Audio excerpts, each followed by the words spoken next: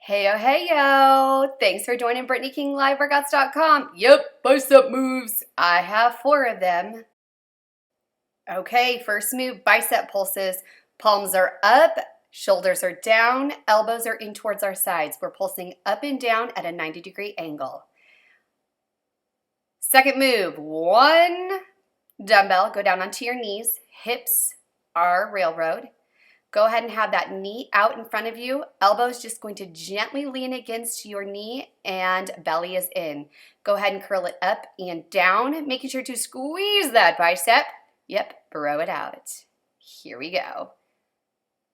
Next move, you need 2 dumbbells straight out in front of you. Palms are up.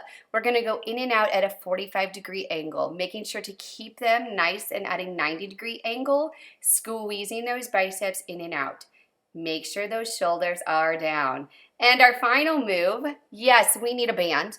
Go ahead and put that band on your wrist. Make sure there's constant tension. Hold those dumbbells facing each other, so palms are facing in, and you're just gonna do a hammer curl, making sure there's constant tension on that band. Go up, squeeze those biceps, bring them all the way down.